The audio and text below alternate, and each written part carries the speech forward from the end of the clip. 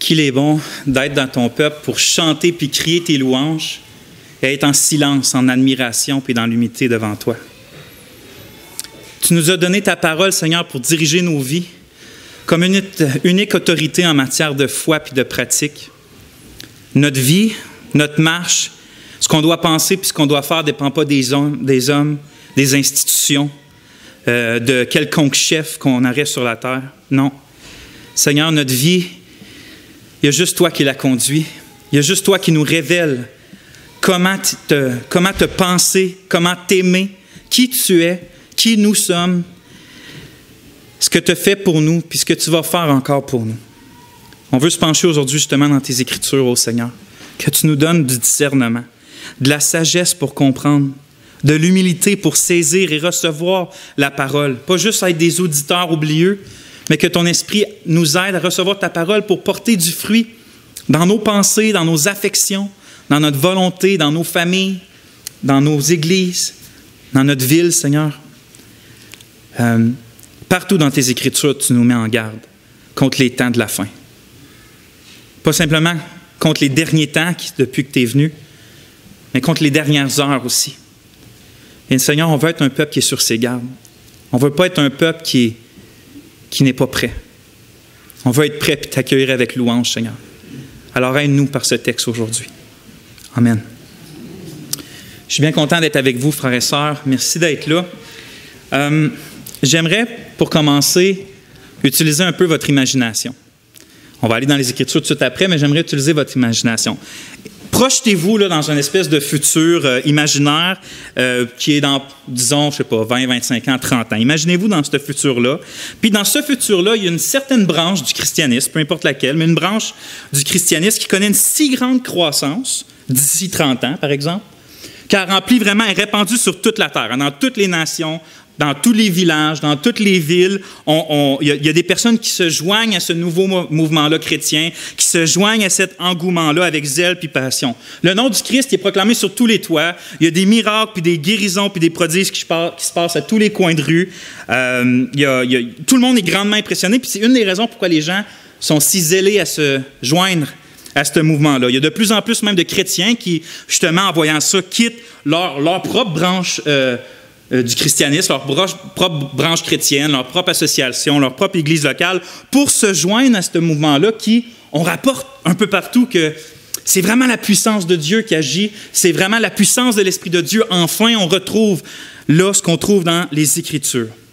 Puis en fait, tous les fidèles répandus sur la terre qui sont un peu dans ce mouvement-là ressentent que c'est comme la fin est vraiment proche. Pas juste les derniers temps, mais les dernières œuvres. Puis ce mouvement-là, on dit que c'est vraiment le dernier mouvement de Dieu, la dernière œuvre de Dieu avant le retour du Christ. Il fait un dernier souffle de l'Esprit pour unir son peuple, puis faire un grand mouvement pour évangéliser les nations, puis louer son Dieu, puis servir Dieu. Mais il faut savoir que on est encore dans l'imagination, cette joie-là, ce zèle-là, ce mouvement-là est surtout lié, tout cet engouement-là, toute cette croissance est surtout lié avec un homme en particulier. Cet homme-là, il est vraiment doux, il est gentil, il est très charismatique, il parle avec autorité, il relève les faibles, il console les affligés. Puis l'affection des gens pour lui est vraiment admirable parce que justement, il parle avec profondeur des choses de Dieu, il parle de paix puis d'assurance qu'il promet à tous ceux qui se joignent. Il dit vraiment des belles choses. Puis un jour, les professants du Christ qui sont allés le joindre, ils commencent à se dire entre eux autres, c'est peut-être pas juste un pasteur ordinaire, c'est peut-être pas juste un grand leader charismatique, il est peut-être plus que ça finalement. Et là, il y a d'autres pasteurs de ce groupe-là qui comprennent puis ils disent, finalement, c'est lui le Christ, parce qu'il avait commencé ce leader-là à faire toutes sortes de miracles et de prodiges, puis des choses extraordinaires, des guérisons, puis là, tout le monde sont comme, c'est lui finalement le Christ.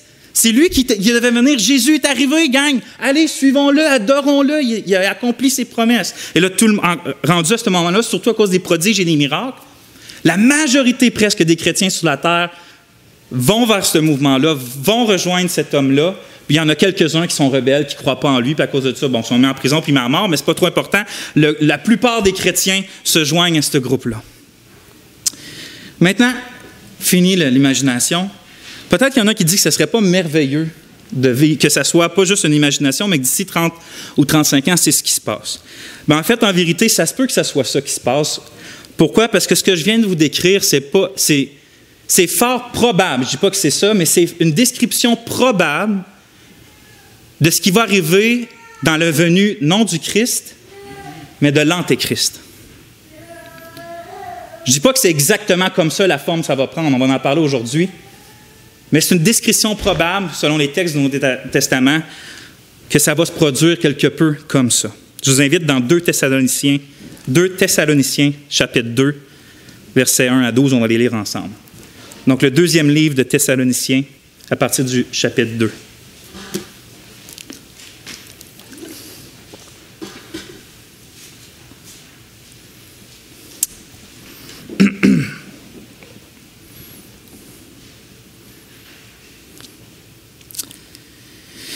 Donc, je commence à lire la parole de Dieu. On va lire les 12 premiers versets.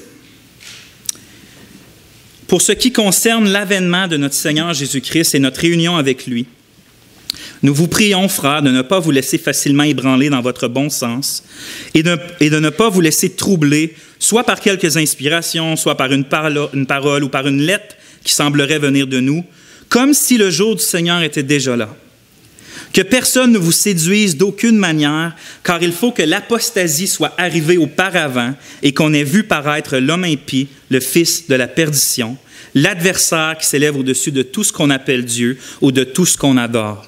Il va jusqu'à s'asseoir dans le temple de Dieu, se proclamant lui-même Dieu.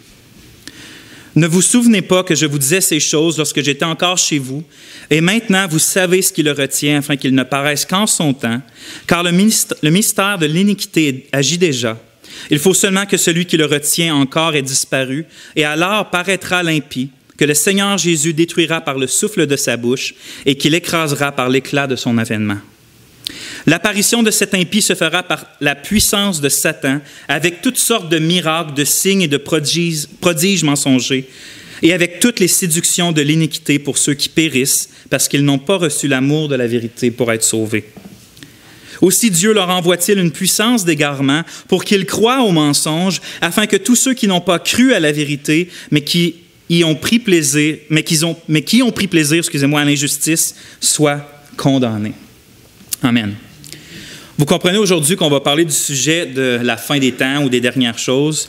Puis on ne va pas, c'est sûr, parler, premièrement, on ne va pas exposer tout ce que je viens de lire là, on va se concentrer sur quelques versets. Mais aussi, on ne va pas commencer à décrire tous les événements un par un qui devraient arriver juste avant ou 7 ans avant, ou 10 ans avant, ou 30 ans avant la venue du Seigneur Jésus. On va se concentrer sur un élément qui en comprend 2, mais vous allez comprendre plus tard, un élément qui doit absolument arriver avant que le Christ même arrive. Donc, il y en a plusieurs choses qui doivent arriver, mais aujourd'hui, on va se concentrer sur un qui est la venue de l'Antéchrist. C'est le titre de mon message. On va se concentrer sur la venue de l'Antéchrist. Parce que vous savez, je rencontre souvent des personnes, moi-même au début de ma vie chrétienne, j'étais vraiment comme ça, puis j'en rencontre encore beaucoup qui ont une grande curiosité par rapport aux choses de la fin.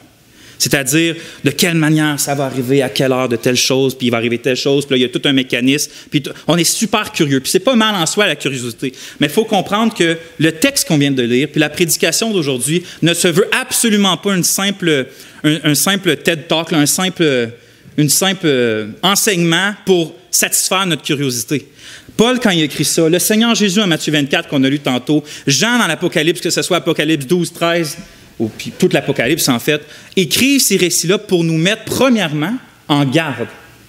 Nous mettre en garde sur ce qui doit arriver juste avant que notre Seigneur vienne selon ses promesses. Fait qu'aujourd'hui, c'est pas simplement pour satisfaire, c'est même pas pour satisfaire notre curiosité, c'est pour qu'on sorte d'ici par la parole sur nos gardes, conscients, dans notre esprit et dans notre cœur, on va le voir à la fin, de ce qui s'en vient juste avant que notre merveilleux Sauveur revienne. Donc aujourd'hui, comme je l'ai dit, on va surtout se concentrer sur les versets 9 à 10. On va voir aussi un peu les versets 1 à 3. Ça va être principalement les versets 9 à 10 de notre passage. Puis, où que Paul décrit spécifiquement à quoi ressemble la venue de l'Antéchrist. Il dit au verset 9, « L'apparition de cet impie se fera par quoi? La puissance de Satan, avec toutes sortes de miracles et de signes et de prodiges mensongers, avec toutes les séductions de l'iniquité pour ceux qui périssent parce qu'ils n'ont pas reçu l'amour de la vérité pour être sauvés. » Comme à mon habitude, j'ai écrit un petit résumé de ce que le passage, mais la prédication, on va voir aujourd'hui. Puis je vais vous le répéter 2 fois. Le résumé, c'est que la venue du Seigneur n'est pas encore là, car il faut d'abord que soit arrivée l'apostasie et l'apparition de l'Antéchrist. Mais nous devons être sur nos gardes, car celui-ci séduira le grand nombre par toutes sortes de tromperies faites par la puissance de Satan. Et je répète le résumé. La venue du Seigneur n'est pas encore là, car il faut d'abord que soit arrivée l'apostasie et l'apparition de l'Antéchrist, mais nous devons être sur nos gardes, car celui-ci séduira le grand nombre par toutes sortes de tromperies faites par la puissance de Satan. Je vais diviser mon message en 5 points. Le premier point, je vais vous l'expliquer tantôt, mais c'est une eschatologie de désordre. Une eschatologie de désordre. Inquiétez-vous pas, je vais vous l'expliquer. 2e point, on va parler de l'apostasie générale. Ça aussi, on va l'expliquer.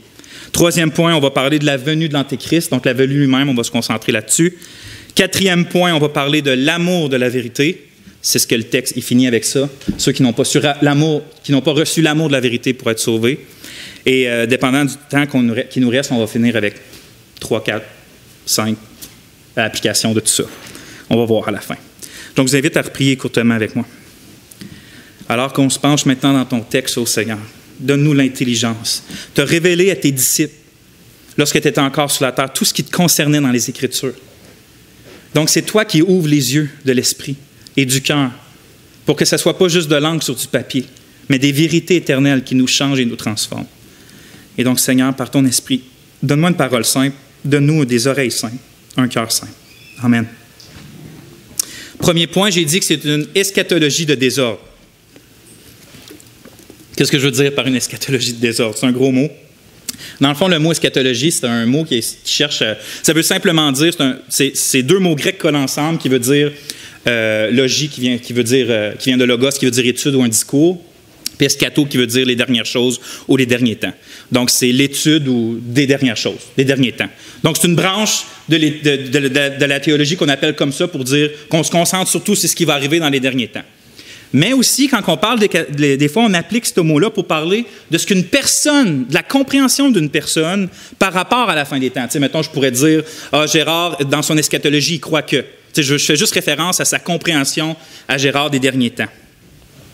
Par rapport quand le Christ va revenir, qu'est-ce qui va arriver avant, après, parler du millénium, parler de la nouvelle terre, des nouveaux cieux, ça englobe vraiment tout ça, le mot eschatologie.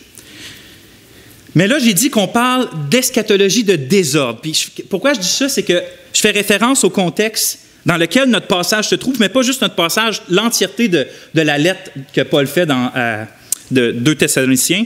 L'entièreté de sa lettre se trouve dans un passage particulier où il y a des gens dans l'Église qui disaient qu'il y avait des révélations, qu'il y avait des prophéties, qui écrivaient des lettres, puis qui disaient que, dans le fond, ils enseignaient des faussetés par rapport à la fin des temps.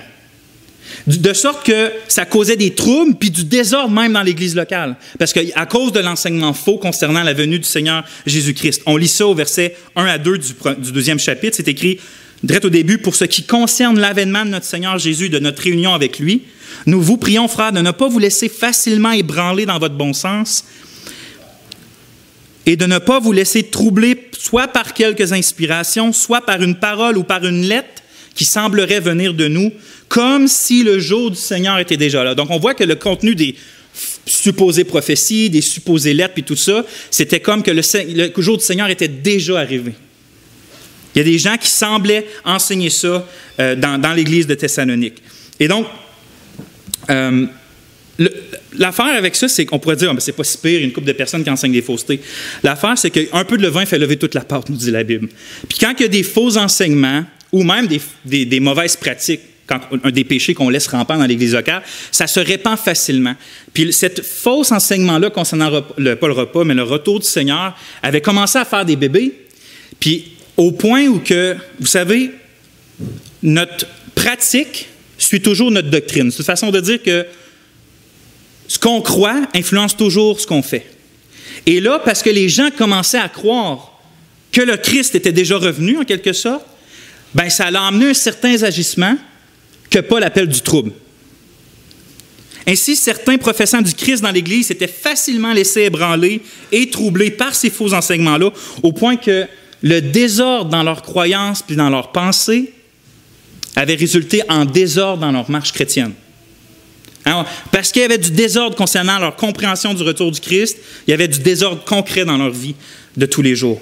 Simplement dit, ce qu'on voit, c'était quoi ce désordre-là? C'est qu'il y avait plusieurs membres de cette Église-là qui, parce qu'ils pensaient que la fin était soit imminente ou déjà arrivée, hein, on ne sait pas trop, ils avaient arrêté de travailler pour gagner leur vie, parce qu'ils se disaient, ben, si c'est la fin, j'ai pas besoin de suer à la sueur, j'ai pas besoin de suer de mon front, puis de m'endolorir les muscles, puis de travailler fort jour et nuit pour subvenir à mes besoins, ou sauver de l'argent pour mes enfants, ou construire une maison, j'ai pas besoin de ça. Christ est déjà là, ou Christ arrive demain ou après-demain ou la semaine prochaine, vous comprenez? Cette pensée-là que la venue était déjà arrivée, il y avait des gens qui avaient commencé à arrêter de travailler, puis ça faisait du désordre, je vous résume un peu la lettre. Parce que justement, ces gens-là, il n'y avait plus rien pour subvenir à leurs besoins. Donc, la charité chrétienne de l'Église de Thessalonique comblait à leurs besoins. Puis là, ça créait du désordre, puisqu'il y a des gens qui profitaient des autres chrétiens parce qu'eux, ils ne voulaient pas travailler. Vous comprenez? Tout ça, ça partait de leur fausse compréhension concernant l'eschatologie. C'est pour ça qu'au chapitre 3, Paul exhorte ses lecteurs à s'éloigner de tout frère qui vit dans le désordre et non selon les instructions que vous avez reçues de nous. Au verset 6 du chapitre 3. Puis un peu plus loin, il dit, « Si quelqu'un ne veut pas travailler, qu'il ne mange pas non plus, nous apprenons cependant qu'il y en a parmi vous quelques-uns qui vivent dans le désordre, qui ne travaillent pas et qui s'occupent de futilité. Nous invitons ces gens-là et nous les exhortons par le Seigneur Jésus-Christ à manger leur propre pain en travaillant paisiblement. » Donc ça, c'est la situation lorsque Paul écrit aux chrétiens qui, en passant, vivent une persécution. Hein. Ça commence comme ça, la lettre d'un Thessalonicien. Fait il y a du désordre dans l'Église, mais en plus, ils vivent la persécution extérieure. Maintenant, on pourrait se dire, comment c'est arrivé là? Qu'il y ait autant de désordre. Qu'est-ce qui se cache derrière la oisivité, hein, la lâcheté ou la paresse de certains des membres de l'Église de cette ville-là? Comme on l'a vu, c'est à cause qu'il y avait une espèce d'hystérie qui s'était emparée de certains membres d'Église. C'est pour ça que Paul dit de ne pas se laisser ébranler dans leur bon sens. Hein, ils étaient troublés dans leurs pensées. Il y avait une espèce...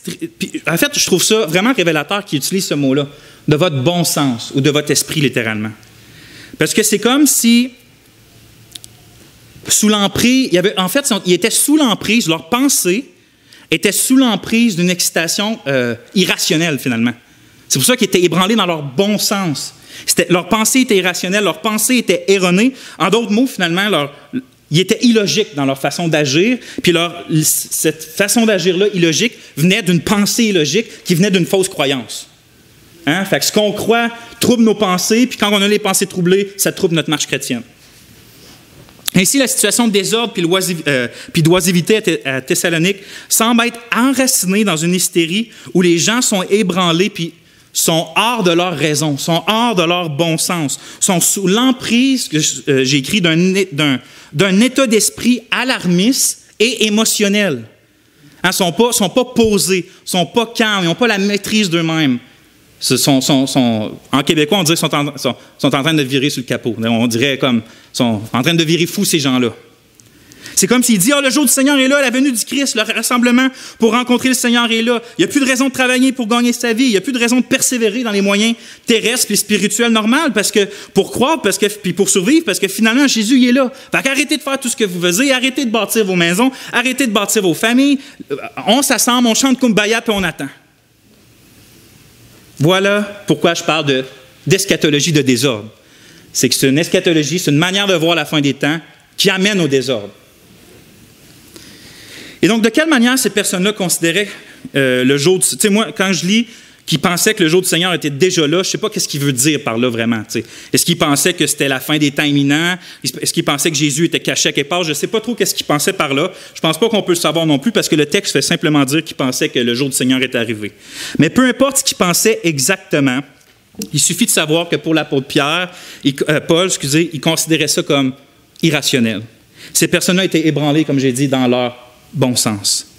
Et donc, le but de l'apôtre Paul, en écrivant la lettre de Thessaloniciens, c'est oui de les encourager dans la persécution. On ne touche pas à ça, c'est dans le premier chapitre. Mais dans le deuxième chapitre, il se tourne puis il veut finalement... il ne veut pas que les chrétiens soient ébranlés. Il ne veut pas que les chrétiens soient déséquilibrés dans leurs pensées. Il ne veut pas qu'ils perdent leur fermeté. Parce que si tu n'es pas ferme dans tes pensées, qui amènent une marche pas ferme, mais tu ne vas être pas ferme non plus pour ce qui s'en vient. Finalement, il veut aider les chrétiens à faire l'expérience de la vraie paix, du calme, de la stabilité, de la clarté d'esprit même par rapport aux choses de Dieu. Des chrétiens qui ne sont pas ébranlés, pas agités, pas anxieux, pas inquiets, pas confus, pas déséquilibrés lorsque des crises surviennent dans le monde. Comme 2-3 ans, comme il y a quelques mois. Vous savez, il y a des crises qui arrivent toujours, c'est quand même assez cyclique. Mais les chrétiens, des fois, dépendant des époques ou des places dans le monde, sont facilement ébranlés. Et là, ils se mettent à penser, puis là, c'est le jour du Seigneur aujourd'hui.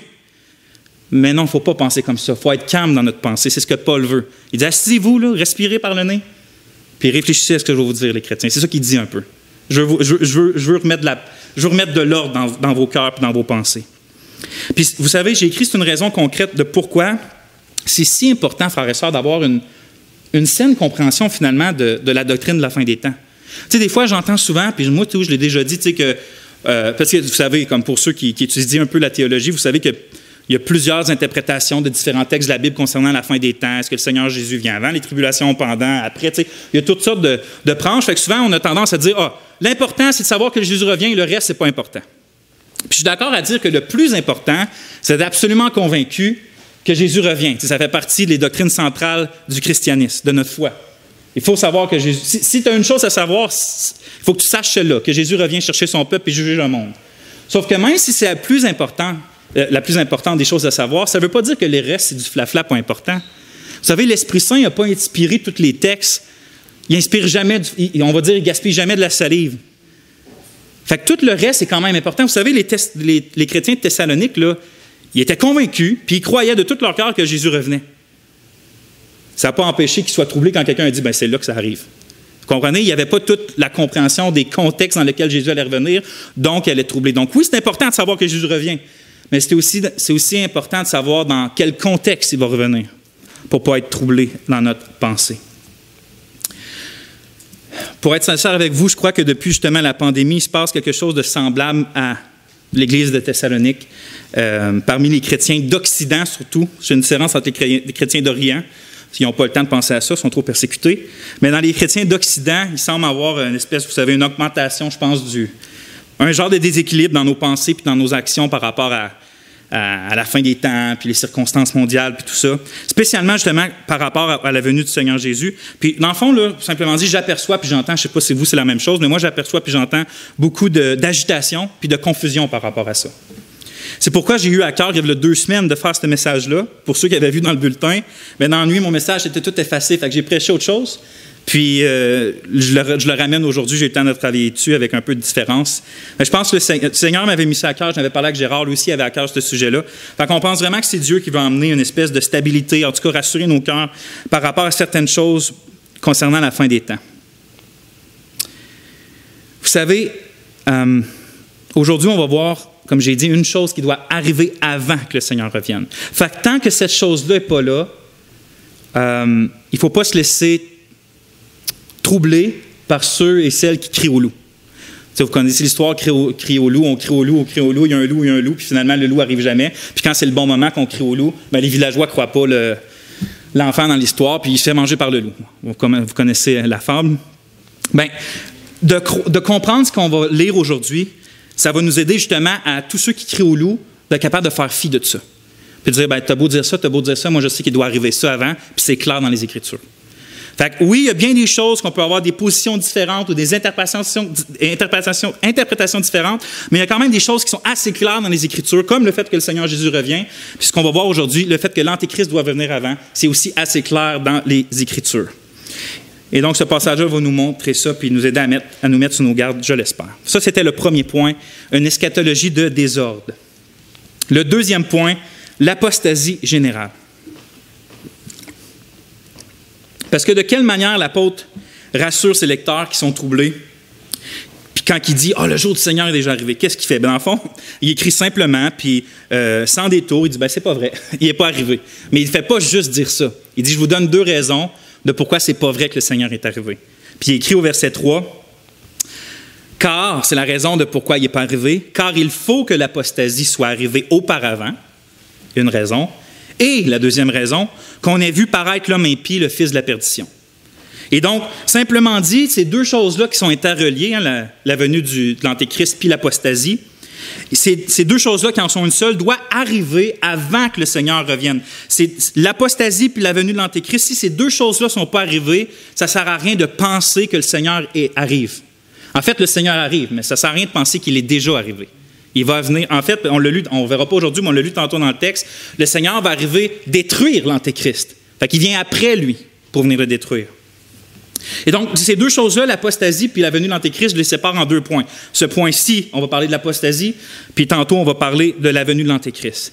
Qu'est-ce que ça veut dire quand Paul dit « Il faut que l'apostasie soit arrivée auparavant » ? Hein, c'est quoi ce mot-là, apostasie? Peut-être qu'on n'est pas habitué. Bien, le mot apostasie, ça vient encore une fois d'un mot grec qui veut dire loin de. Ça veut dire finalement rébellion. Ça veut dire abandon. C'est ça que ça veut dire, l'apostasie. Puis dans le Nouveau Testament, partout, il est utilisé pour parler de ceux qui abandonnent et de ceux qui rejettent, de ceux qui se rebellent de la confession de foi qu'ils ont faite en Jésus-Christ. Fait que c'est des gens qui se sont fait baptiser dans les eaux du baptême, qui ont dit croire en Christ, qui sont venus peut-être à l'Église, qui ont peut-être pris le repas du Seigneur. C'est des gens qui disent suivre Christ, mais qui finalement abandonnent leur confession pour retourner à leur vomi, on va dire. Comme Pierre va dire, en fait. Pas moi qui le dis, mais c'est Pierre qui le dit. La question n'est pas que ceux qui étaient justifiés sont plus justifiés, ceux qui étaient pardonnés sont plus pardonnés, ceux qui ont été adoptés dans la famille de Dieu ne seraient plus adoptés. Ce n'est pas cette question-là. C'est vraiment l'idée de la confession publique. Exactement comme Judas. Judas, il n'était pas converti. Judas, il n'était pas régénéré. Judas, il n'était pas justifié. Judas n'avait pas la vraie foi. Mais Judas marchait avec les apôtres. Il a peut-être même fait des miracles. Il a marché au travers le Christ, il s'identifiait à lui, mais il l'a abandonné. Ça, c'est un apostat. C'est pour ça qu'on ne parle pas d'être inclus dans la famille de Dieu puis exclu, d'être sauvé, de ne plus l'être. On parle vraiment de la confession. C'est d'abandonner la confession de foi.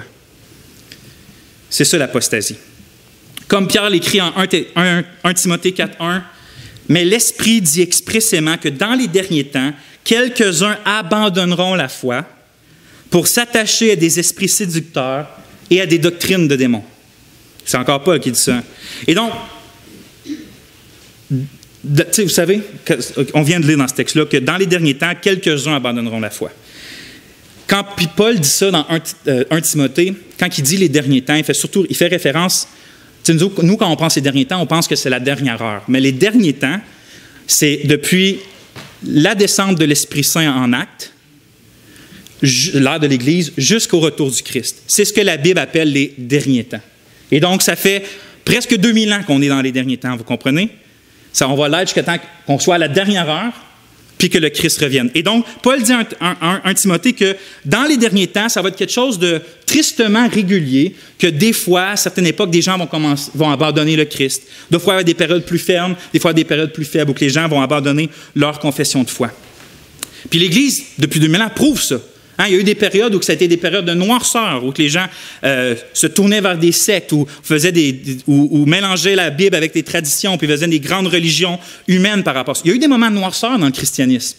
Il y a eu des moments de gloire aussi avec la Réforme, puis avec les grands réveils sous Whitefield, puis le puritanisme, puis des choses comme ça. Il y a tout le temps eu des grands réveils. Fait, il y en a qui abandonnent, puis il y en a qui restent fermes. Ça, c'est l'histoire des derniers temps.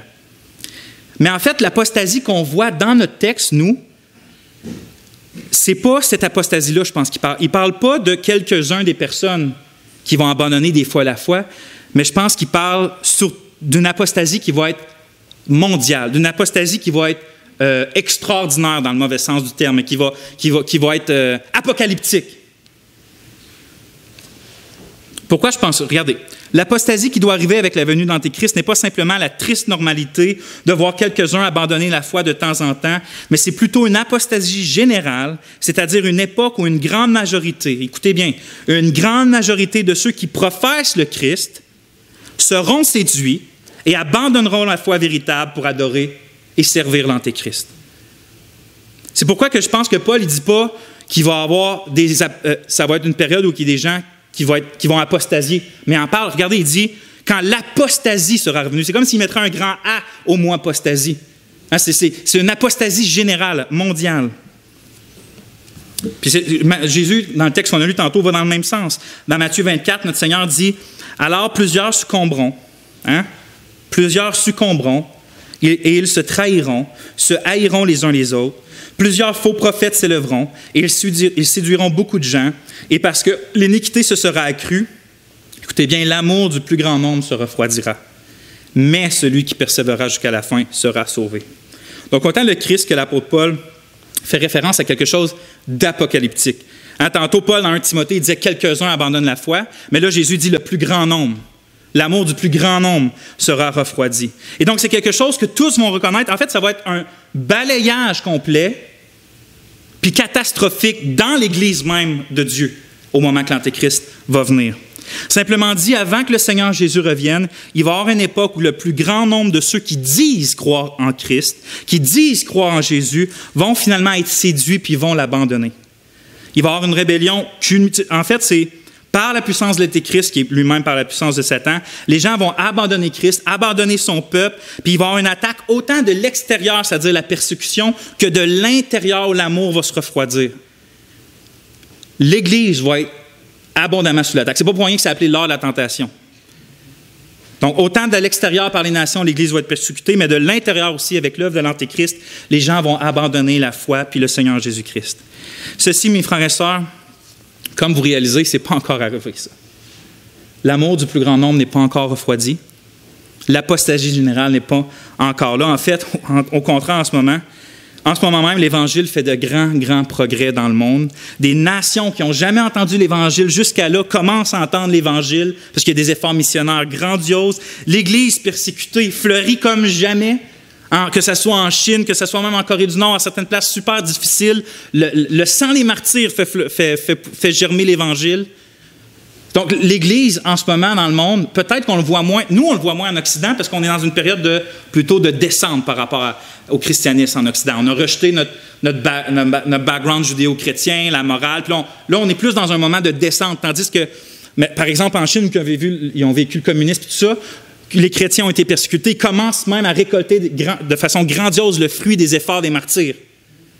Et donc, il y a des conversions une après l'autre, puis des églises cachées, puis des églises qui prennent de plus en plus de place. C'est juste que nous, on ne le voit pas, ça, vu qu'on est ici.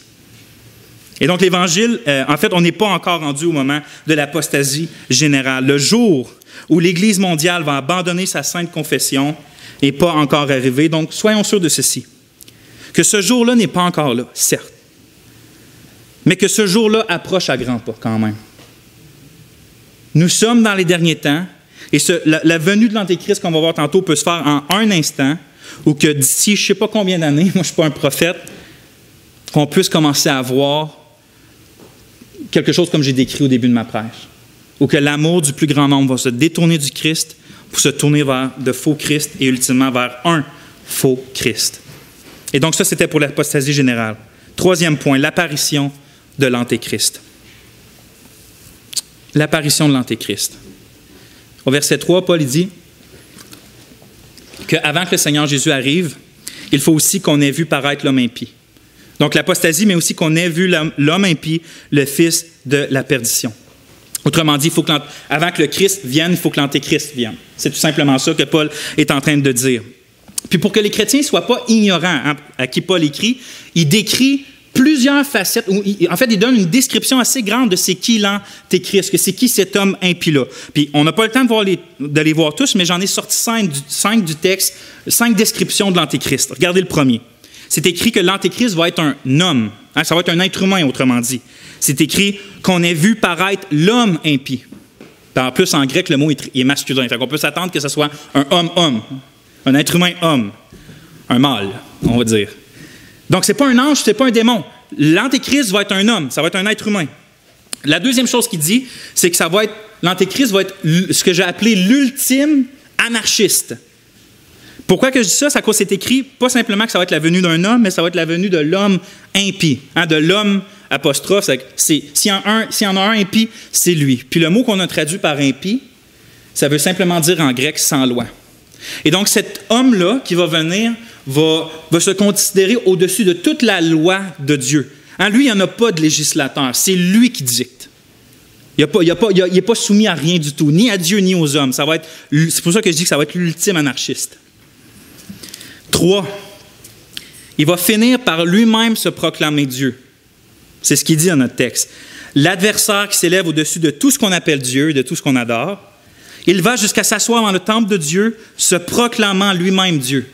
2:4, chapitre 2:4. Et donc, c'est un homme impie, puis c'est un homme qui va se proclamer Dieu. Quatrièmement, en tant qu'homme, il va néanmoins avoir la puissance, il va venir avec la puissance de Satan. C'est écrit au verset 9, « L'apparition de cet impie se fera par la puissance de Satan. » Fait que même si ça va être réellement un homme, non un ange, il va quand même avoir une puissance grandiose, démoniaque, parce qu'il va venir dans la puissance de Satan. Cinquièmement, par conséquent, cet homme-là, même si c'est juste un homme, va avoir une puissance surnaturelle. Puisqu'il vient dans la puissance de Satan, il va avoir une puissance surnaturelle. On lit ça au verset 9. « L'apparition de cet impie se fera par la puissance de Satan, avec toutes sortes de miracles, de signes et de prodiges mensongers. » Et donc, je vous ai donné 5 descriptions, il y en a un peu plus, mais je ne voulais pas m'attarder. 5 descriptions à comment on peut le reconnaître. Puis, je pense qu'avec ces 5 caractéristiques-là, on est en mesure de comprendre pourquoi on l'appelle l'Antichrist ou l'Antéchrist. Au début, les chrétiens l'appellent l'Antichrist parce qu'il est contre Christ, c'est l'ultime contre Christ, mais l'Antéchrist vient d'un mot latin aussi qui veut dire avant Christ, là, qui vient avant Christ. Donc, l'Antichrist ou l'Antéchrist, mais vous comprenez pourquoi on l'appelle comme ça? C'est parce que oui, il vient avant le Christ, mais il se fait aussi passer pour le Christ. Il y a le Christ, puis il y a son opposé total qui est l'Antichrist. Puis en d'autres mots, c'est l'ultime faux Christ. Jésus, on l'a lu tantôt, il dit qu'il va y avoir des faux prophètes. Des fois, Paul, dans ses épîtres, il dit qu'il y a des faux apôtres. Mais là, on lit qu'il va y avoir... Jésus par Matthieu dit qu'il va y avoir des faux Christ. Mais là, on lit que lui, c'est l'ultime faux Christ. Fait que oui, ici, il y a des gens qui se font passer pour Christ, des prophètes, des faux apôtres, mais à la fin des temps, avant que le Seigneur revienne, il va y avoir l'ultime faux Jésus. L'ultime trompeur. Ainsi, avant que le vrai Seigneur Jésus revienne chercher les siens, avant qu'il revienne juger le monde, avant qu'il vienne accomplir toutes choses, Satan va susciter aussi un homme qui va se faire passer pour Jésus. C'est pour ça qu'il y en a beaucoup qui vont être séduits dans l'Église même. Je ne parle pas dans cette Église-ci, que Dieu nous garde, mais dans l'Église avec un grand E mondial, dans ce mouvement-là chrétien, il y en a beaucoup qui vont être séduits parce qu'ils vont le prendre lui-même pour le Christ. Et donc, ils vont abandonner le Christ pour servir le faux Christ. Ils vont être séduits par lui. Ils vont pas... Pour eux, si je me fie au texte qu'on a lu tantôt, puis à notre texte-là, ce n'est pas des gens qui vont dire « Ah, j'abandonne », consciemment, qui vont dire « J'abandonne Jésus pour suivre un faux prophète ». Au contraire, c'est des gens qui vont penser suivre le Christ, mais qui vont être séduits parce que ça ne va pas être le vrai. Ils vont l'abandonner pour un faux. Vous savez, en Apocalypse 13, 11, je pense que Jean décrit la même chose symboliquement qu'on voit là, mais en parlant de l'Antéchrist, il décrit une bête qui avait 2 cornes semblables à celles d'un agneau et qui parlait comme un dragon. C'est que c'est comme s'il décrit l'Antéchrist qui s'en vient comme un agneau. Il ressemble d'un agneau. Hein, tout comme Satan se déguise en ange de lumière, notre frère a prié ça tantôt, l'Antéchrist se déguise en agneau. C'est-à-dire qu'il se déguise en Jésus-Christ. Sauf que même s'il ressemble d'un agneau, il parle comme un dragon, dit le texte. Fait qu'on peut le reconnaître. Puis en tout cas, les enfants de Dieu peuvent le reconnaître. Et regardez bien, les 5 points, même, je vais reprendre les points que je viens de dire, les 5 points, puis regardez comment dedans, l'Antéchrist se déguise en Jésus. Il essaie de l'imiter en tout point. Regardez bien. Comme Jésus, c'est écrit qu'il va apparaître. L'apparition de cet impie-là. Puis ce même mot grec-là pour dire l'apparition... Noam, va en arrière, s'il te plaît. Tu déranges papa. Cette apparition-là, c'est le même mot grec qu'il est utilisé au verset 8 quand c'était dit que le Seigneur Jésus détruira par le souffle de sa bouche et qu'il écrasera par l'éclat de son avènement. Le mot avènement, là, c'est le même que l'apparition de l'impie. Fait que tout comme Jésus promet d'apparaître à la fin des temps, cet impie-là vient juste avant et dit « Moi, j'apparais ». Fait qu'il imite le Christ comme ça. La deuxième imitation, comme Jésus, il apparaît en tant comme. Tu parles en arrière, mère. Il apparaît en tant comme. C'est dit qu'on ait vu paraître l'homme impie. Donc, comme Jésus s'est manifesté en chair pour venir sauver son peuple, ce faux Christ-là vient en tant comme. Troisièmement, comme Jésus, tout en étant un homme, il se présente toutefois comme Dieu. C'est écrit qu'il se proclamant lui-même Dieu. Et c'est ce que Jésus venait faire, mais lui, en vérité, Jésus, c'était le Fils de Dieu incarné. Donc, il était réellement un homme, mais il était réellement Dieu. Il ne se prenait pas pour Dieu. Il était réellement Dieu. Mais cet impie-là, l'Antéchrist, vient comme un homme, mais se proclamant lui-même Dieu. 4. Comme Jésus, il cherchera à être à la tête de l'Église. Puis là-dessus, c'est pas tout le monde qui est d'accord avec l'interprétation, mais moi, c'est comme ça que je le comprends au verset 4, comme la plupart des chrétiens dans l'histoire de l'Église en passant. Mais quand c'est écrit que l'Antéchrist va jusqu'à s'asseoir dans le temple de Dieu, la plupart des chrétiens ont fait de l'histoire, l'ont compris comme c'est quoi le temple de Dieu dans le Nouveau Testament? C'est l'Église. Hein, le temple de Dieu, il n'habite pas un temple fait de main d'homme. C'est qui vous êtes le temple de Dieu. Vous êtes le temple du Saint-Esprit qu'on lit dans les Épîtres de Paul. Et donc, quand c'est dit qu'il va venir s'asseoir même jusque dans le temple de Dieu, je le prends comme qu'il va venir en fait régner sur l'Église. Mais comme un faux Christ. 5. Comme Jésus est venu dans la puissance du Saint-Esprit, hein, vous savez, quand on lit les Évangiles, tout ce que Jésus faisait en tant qu'homme, il était fils de Dieu, mais bien sûr, sa gloire était voilée dans son humanité, mais il faisait tout par la puissance du Saint-Esprit. Hein, il chassait les démons par l'Esprit même. Mais tout comme Jésus est venu dans la puissance du Saint-Esprit, c'est écrit que lui, l'Antéchrist, vient dans la puissance de Satan. L'apparition de cet impie se fera par la puissance de Satan. Donc encore là, il imite, c'est la version démoniaque du Seigneur Jésus-Christ. 6. Comme Jésus, il va accomplir toutes sortes de miracles, de signes et de prodiges, afin de prouver ce qu'il affirme. Hein, il va dire qu'il est le Christ, mais il va faire des signes, des prodiges et des miracles pour prouver ses dires. Et j'aimerais ça m'arrêter sur ce 6e point-là parce qu'il est vraiment important, parce que dans le texte, c'est principalement parce qu'il fait des miracles, des prodiges et des signes trompeurs que les gens vont être séduits par lui. C'est principalement à cause de ça qu'il y a autant de professants de l'Évangile qui vont abandonner la foi pour se tourner vers lui en pensant que c'est Jésus. Les œuvres qu'il va faire par la puissance de Satan vont impliquer des miracles, des signes puis des prodiges. Puis ces trois termes-là, ces trois termes que dans tous les Évangiles, puis même dans les Épîtres, sont appliqués au Seigneur Jésus-Christ. Quand ça dit des miracles, c'est un mot qui veut traduire, c'est un mot qui indique une grande capacité. C'est quelque chose, c'est de faire au-delà de ce qui est normal. Quand ça dit le mot signe, c'est un mot en grec qui veut dire, c'est quelque chose qui pointe plus loin, à une réalité plus loin que le signe lui-même. C'est pour ça que Jean, dans son évangile, quand il parle des miracles de Jésus, littéralement, c'est écrit « Et cela fut son premier signe qu'il fit ». Pourquoi un signe? C'est que les miracles de Jésus pointaient plus loin que le miracle lui-même pour dire qu'il était le Fils de Dieu, la parole faite chair et le Messie qui s'en venait. Donc, les signes, c'est quelque chose qui pointe vers une réalité plus grande. Et les prodiges, bien, c'est toutes des œuvres miraculeuses, mais qui inspirent. C'est quelque chose qui tape à l'œil, c'est quelque chose qui amène de l'admiration puis même de la crainte. C'est ça, des prodiges, c'est ça que le mot veut dire.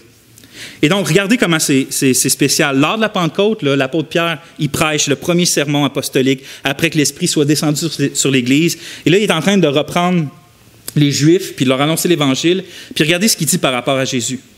Il dit « Jésus de Nazareth, cet homme à qui Dieu a rendu témoignage devant vous par les miracles, les prodiges et les signes qu'il a opérés au milieu de vous. » Acte 2, 22.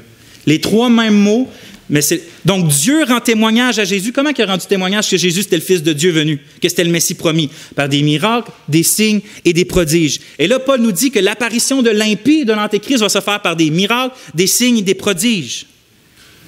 Même Paul, dans 2 Corinthiens 12, 12, il dit que son apostolat, les gens disaient que, mettant en doute son apostolat, qui était vraiment appelé de Dieu comme un apôtre, puis il dit « Les preuves de mon apostolat ont éclaté au milieu de vous par une patience à toute épreuve, par des signes, des prodiges et des miracles. » Et donc, tout comme le témoignage du Christ a été établi par ces choses-là extraordinaires, le témoignage des apôtres aussi a dû être établi par ces choses-là extraordinaires. Mais là, ça nous dit qu'à la fin des temps, quelqu'un qui va se faire passer pour Christ va venir puis va faire des miracles et des prodiges et des signes de la même nature, peut-être pas de la même nature, mais qui vont ressembler du moins à ceux que le Seigneur Jésus-Christ a fait. Et donc, l'apparition de l'Antéchrist ultime va être accompagnée par des miracles époustouflants. Il va chercher par ces miracles-là à prouver ses dires. Donc, oui, il va dire « Je suis le Messie, je suis celui qui vient régner, je suis celui qui vous a sauvé, je reviens, puis voici la preuve. » Peut-être qu'il va faire les mêmes miracles, peut-être qu'il va guérir les malades, peut-être qu'il va guérir les lépreux, peut-être qu'il va rendre la vue à des aveugles. Je ne sais pas quel miracle qu'il va le faire, mais il va faire des miracles assez grandioses pour que ceux qui professent le Christ pensent qu'il est le Christ.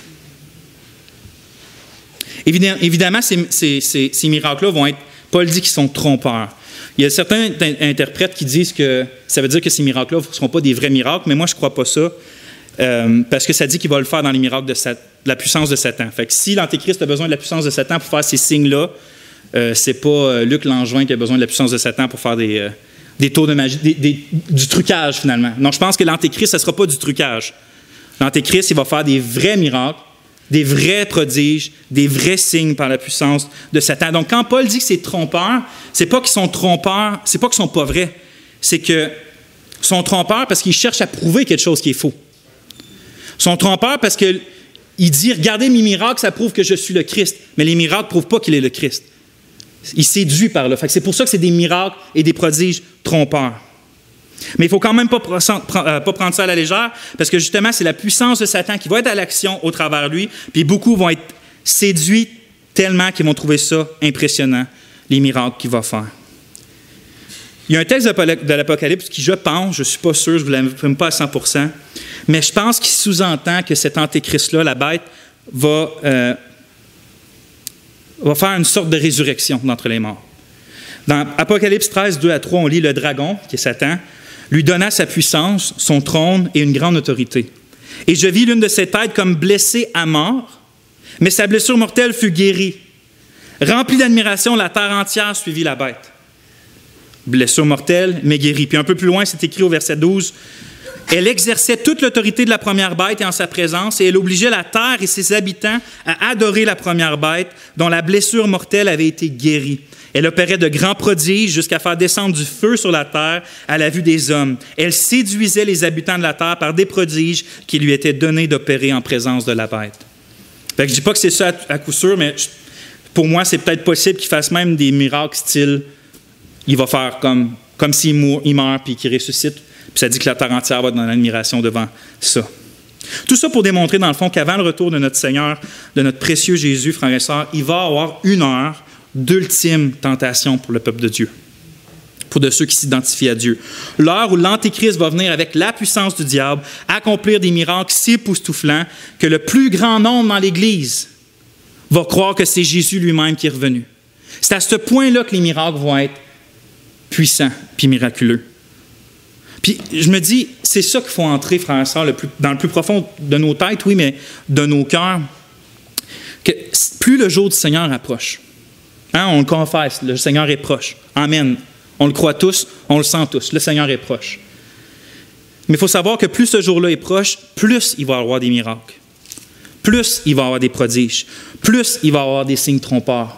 Au point, dit le Seigneur Jésus dans le texte de Matthieu 24, que si cela était possible, même les élus seraient séduits. Hein, ça montre de quelle grandeur sont ces signes-là. Mais gloire à Dieu que ce n'est pas possible que les élus soient séduits. Mais si ça serait possible, si ça ne dépendrait que d'eux-mêmes, même ceux qui aiment, qui ont la vraie foi, puis qui croient au Seigneur Jésus de tout leur cœur, puis qui l'aiment, c'est la personne la plus sublime et merveilleuse, même ces gens-là, si ce ne serait pas de la main de Dieu qui les tient, se tourneraient vers l'Antéchrist puis pensaient que ce serait la personne qu'ils aiment. Mais ce n'est pas possible, gloire à Dieu. Mais qu'on comprend que quand Jésus dit ça, je pense que c'est pour relever comment vont être grandes les séductions, qu'elles séduiraient même les élus si ce serait possible. C'est pour ça que j'ai écrit, frères et sœurs, sauvez-vous des faiseurs de miracles. Sauvez-vous, frères et sœurs, de ceux qui disent des paroles. L'Esprit me dit, ça m'a inspiré, j'ai fait ci, j'ai fait ça. Puis la preuve que c'est Dieu qui me parle, regarde les miracles que je fais. Regarde les grandes choses que je fais.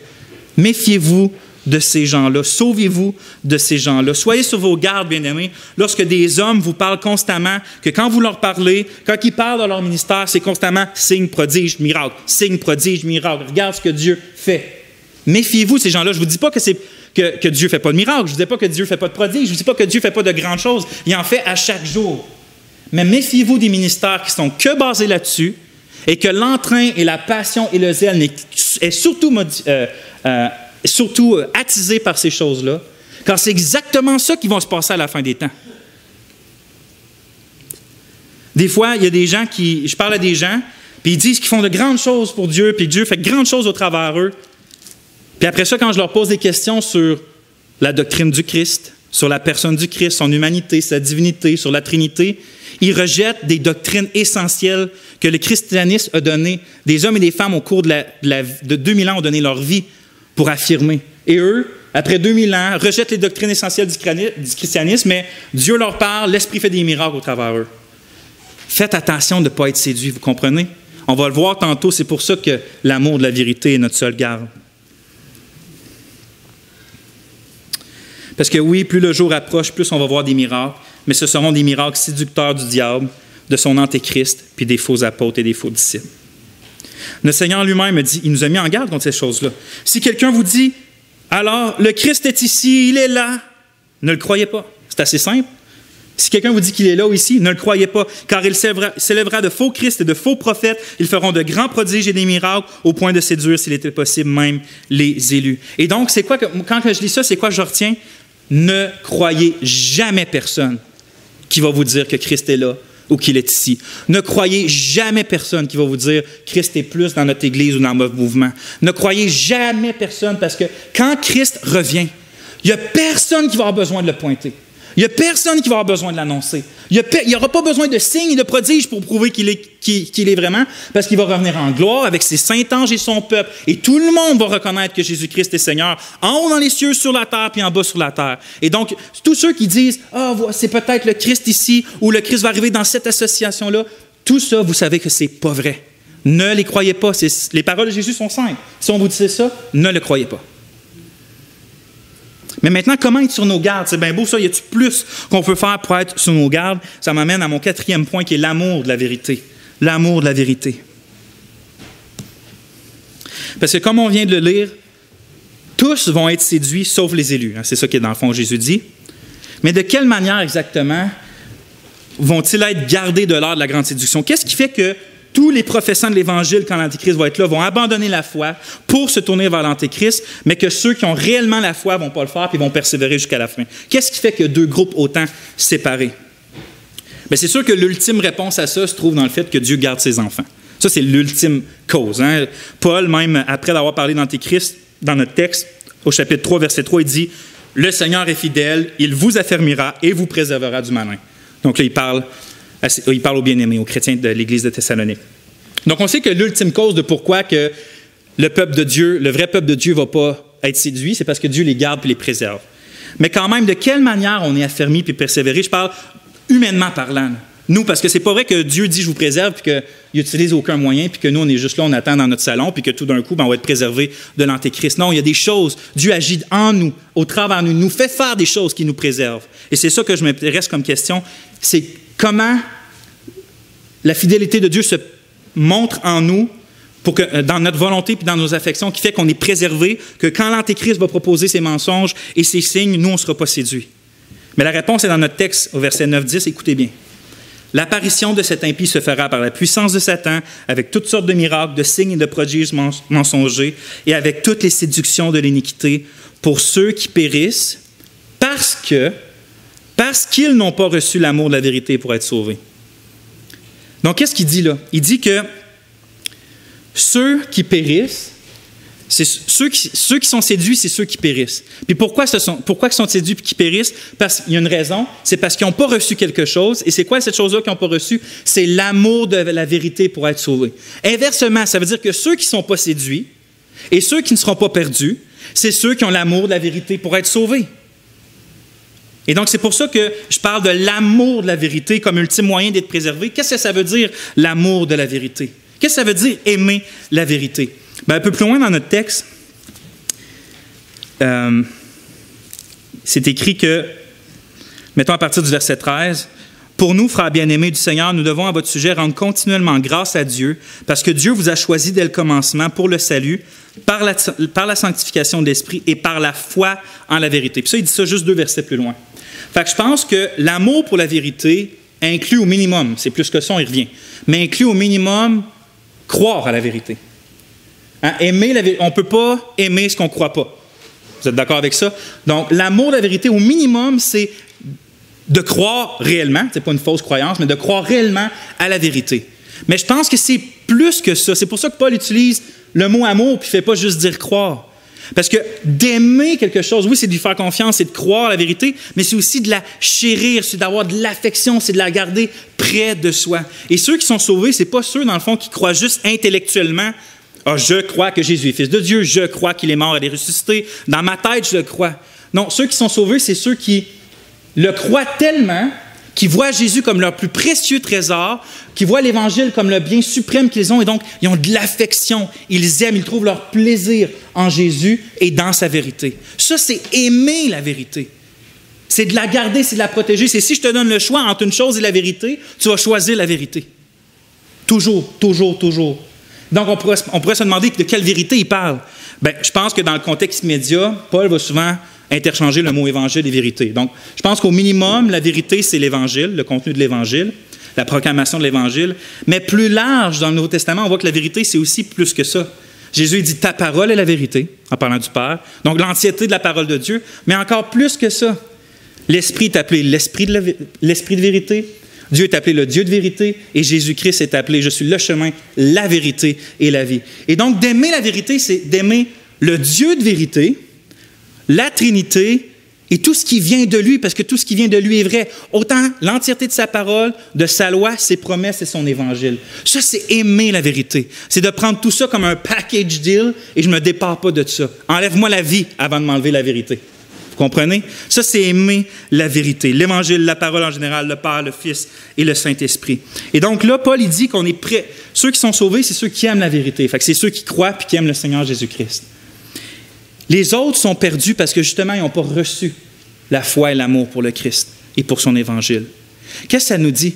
Ça nous dit que les seuls qui vont être perdus à la fin, c'est ceux qui vont en rejeter Christ et son Évangile. Inversement, les seuls qui vont être préservés à la fin, c'est ceux qui aiment le Christ. Et quand tu aimes une personne, c'est que tu connais une personne. Et quand tu connais cette personne-là, tu sais la différencier des autres.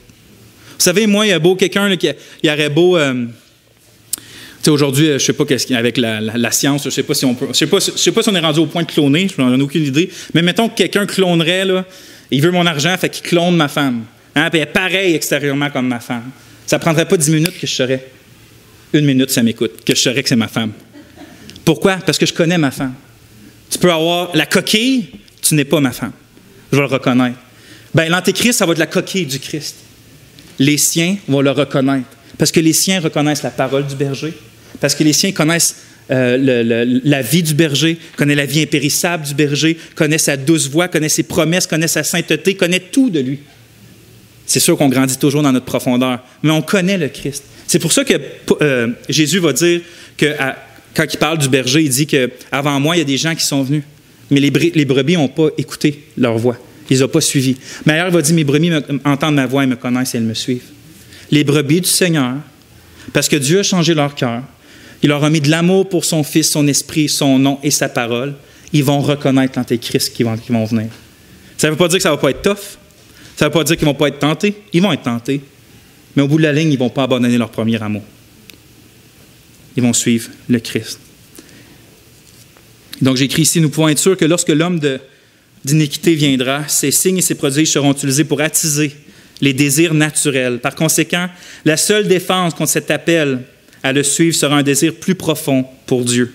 Si le Christ est notre part et notre trésor, s'il satisfait nos désirs et si nous aimons la gloire de son Évangile, alors le mystère de l'iniquité ne nous vaincra pas, notre amour ne se refroidira pas et nous persévérerons jusqu'à la fin et nous serons sauvés. Regardez bien parce qu'on pourrait dire, ouais, mais il fait les mêmes miracles que Jésus a fait, comment je suis supposé de reconnaître que ce n'est pas le Christ? Regardez bien ce que Dieu avait. Il y avait le même problème en Israël dans le passé. Il y avait les vrais prophètes de l'Éternel, et il y avait des faux prophètes. Et les faux prophètes emmenaient le peuple de Dieu loin du Dieu de l'Alliance. Et Dieu, il a mis en garde. Il dit, quand un prophète va te prophétiser, si ce qu'il dit est contre ce que j'ai dit avant, crois-le pas. Mais là, il y a un autre problème. Okay? Mais si les prophètes qui viennent en Israël et qui font des prodiges et des miracles, comme Moïse, est-ce qu'on doit le suivre? Parce que tu as prouvé que Moïse était Moïse et ton serviteur par des miracles. Et Dieu répond ça en Deutéronome 13, versets 1 à 4. Je vais vous le lire. S'il s'élève au milieu de toi un prophète ou un songeur qui t'annonce un signe ou un prodige, et qu'il y ait accomplissement du signe, hein? C'est-à-dire qu'il a fait un signe, il dit « Je suis un vrai prophète de l'Éternel si ce que je vous dis là s'accomplit. » Et que cette chose-là s'accomplit. Et donc, il dit « Et qu'il y ait accomplissement du signe et du prodige dont il t'a parlé en disant « Allons après d'autres dieux, des dieux que tu ne connais point, et servons-les. Tu n'écouteras pas les paroles de ce prophète ou de ce songeur, car c'est l'Éternel votre Dieu qui vous met à l'épreuve pour savoir si vous aimez l'Éternel votre Dieu de tout votre cœur et de toute votre âme. Vous irez après l'Éternel votre Dieu et vous le craindrez, vous observerez ses commandements, vous obéirez à sa voix, vous le servirez et vous vous attacherez à lui.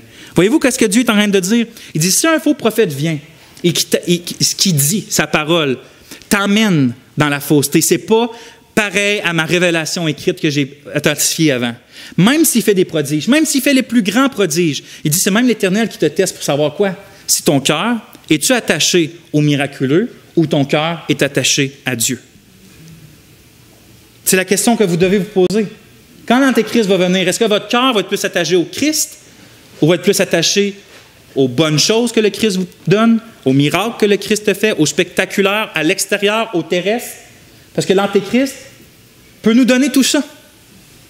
Il peut nous guérir, il peut nous donner une maison, il peut nous donner une belle job, il peut nous donner la santé. Il ne peut pas nous donner la vie éternelle, par exemple, puis le pardon des péchés.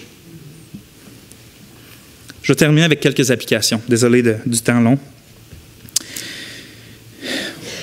J'ai écrit comme première application, attachons-nous, ça découle de ce que je viens de dire, mais attachons-nous à la vérité et non pas au miraculeux. C'est dangereux, frères et sœurs, d'être des gens qui recherchent le miraculeux.